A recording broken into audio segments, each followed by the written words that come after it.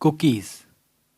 A cookie is also known as HTTP cookie, web cookie, internet cookie और browser cookie. ठीक है, cookie एक file होती है जो कि हमारे सिस्टम में स्टोर की जाती है, किसके द्वारा, जिस भी वेबसाइट को हम विज़िट करते हैं उसके द्वारा हमारी सिस्टम में एक फ़ाइल को स्टोर किया एक फ़ाइल स्टोर की जाती है। ठीक है, उसी को हम कुकी बोलते हैं। ठीक है, तो कुकी है क्या? Cookie is basically a piece of data that is stored by the website on the user's hard disk. ठीक है, तो होता क्या है इसमें? When the user browses any website, a cookie identifies users and prepares web page for them, which are then sent to the web server for later use. ठीक है, तो होता क्या है इसमें कि जब भी कोई यूज़र किसी वेबसाइट को विज़िट करता है तो वेबसाइट क्या करती है, अगर फर्स्ट टाइम विज़िट कर रहा है तो वेबसाइट क्या करेगी, एक फ़ाइल उसके सिस्टम में स्टोर कर देगी। ठीक है, उस फाइल में कुछ इन्फॉर्मेशन होगी।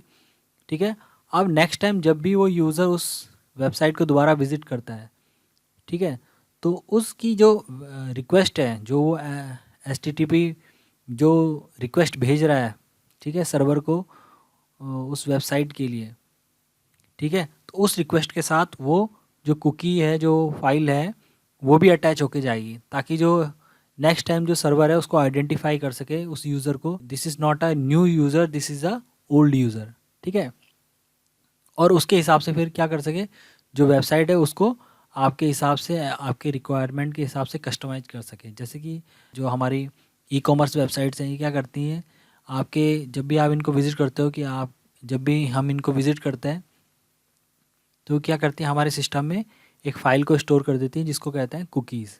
ठीक है, उस कुकी में क्या होता है, सारी इन्फॉर्मेशन होती है कि हमने कौन सा आइटम ज़्यादा विज़िट किया, कितनी देर तक किस चीज़ को विज़िट किया, है ना, क्या हमारे इंटरेस्ट हैं, जैसे जैसे भी हमने उसमें सर्फिंग की होगी, जैसे जैसे हमने ई कॉमर्स साइट में आइटम वगैरह सर्च किए होंगे, जो भी हमें लेना है या नहीं लेना है, ठीक है, उसके अकॉर्डिंग उसने इन्फॉर्मेशन उसमें स्टोर कर ली।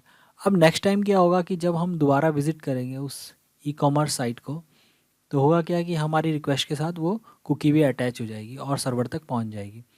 उससे क्या होगा, जब वो जो वेबसाइट है उस तक, मतलब सर्वर तक इन्फॉर्मेशन पहुंच गई, ठीक है, कि ये सर्वर तक कुकी पहुंच गई, तो उससे उसने आइडेंटिफाई कर लिया कि this is not a new user, this is a old user.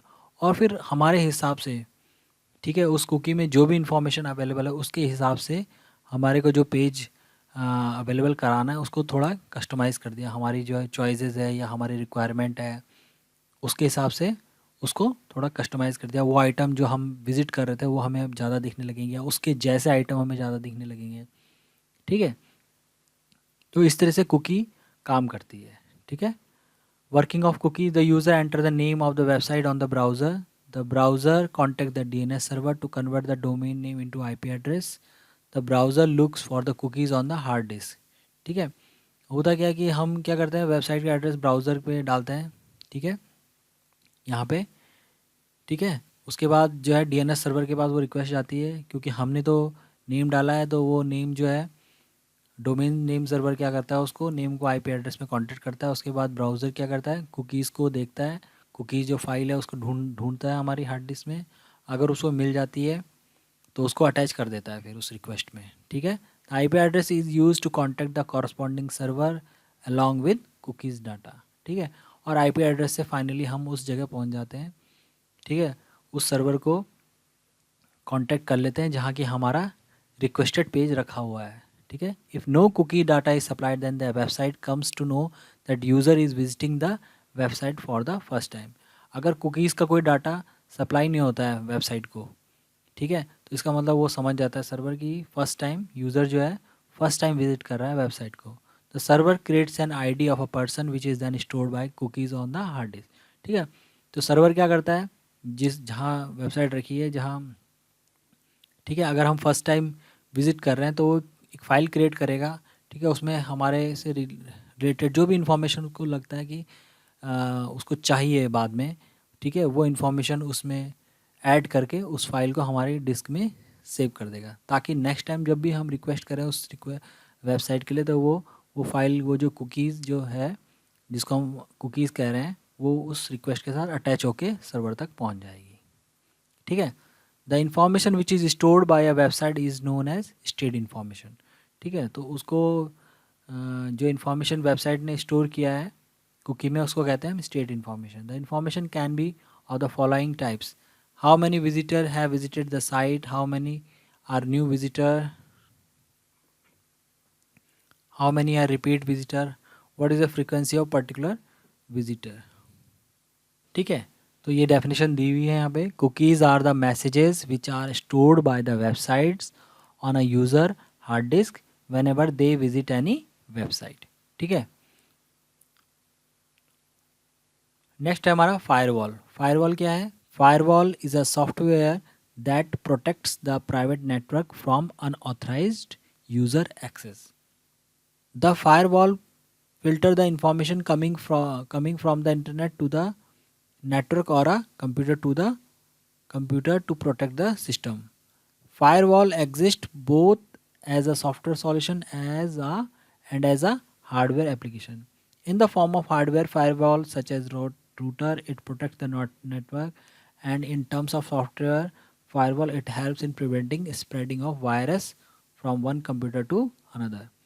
A firewall is a network security system, either hardware or software way, that control incoming and outgoing network traffic based on a set of rules. Okay, various example of firewalls are Cisco firewall, Netgear firewall, Netscreen 25. ठीक है, तो firewall का जो basic काम है वो एक तरह से हम समझ सकते हैं कि एक वॉल की तरह, एक प्रोटेक्टेड वॉल की तरह काम करता है, जो कि हमें प्रोटेक्ट करता है आउटर नेटवर्क से। ठीक है, कोई वायरस आ रहा है या कोई अनऑथराइज्ड एक्सेस लेने की कोशिश कर रहा है, तो उन सारी चीज़ों से हमें क्या करता है, ये प्रोटेक्ट करता है। ठीक है, तो अपने नेटवर्क को सिक्योर करने के लिए जनरली जितने भी कंपनीज वगैरह हैं वो फायरवॉल इंस्टॉल करती हैं। ठीक है, तो फायरवॉल वो दोनों तरीके से यूज़ कर सकते हैं। एज ए सॉफ्टवेयर भी यूज़ कर सकते हैं कि किसी सिस्टम में फायरवॉल इंस्टॉल कर दिया। ठीक है, फायरवॉल दोनों फॉर्म में आता है, हार्डवेयर भी आता है, मतलब एक हार्डवेयर डिवाइस भी है फायरवॉल, और एक सॉफ्टवेयर भी है। ठीक है, तो हम इनमें से कुछ भी यूज़ कर सकते हैं। ठीक है, हम चाहें तो सॉफ्टवेयर की फॉर्म में फायरवॉल को यूज़ कर सकते हैं, या फिर हम फायरवॉल को एज ए हार्डवेयर भी यूज़ कर सकते हैं। A firewall can use various methods for filtering the information such as packet filtering, proxy service, IP address blocking, protocol blocking, application gateway, circuit level gateway, port blocking।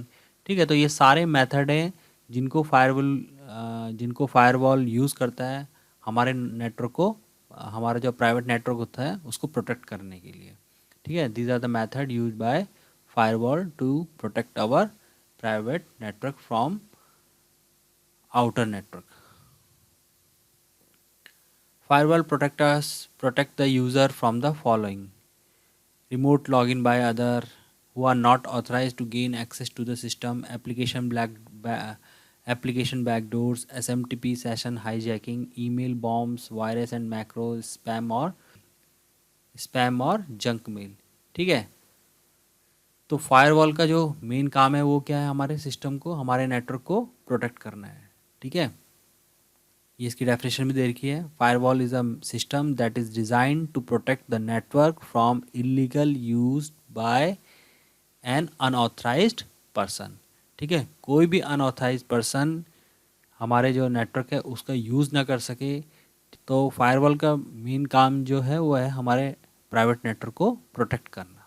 ठीक है।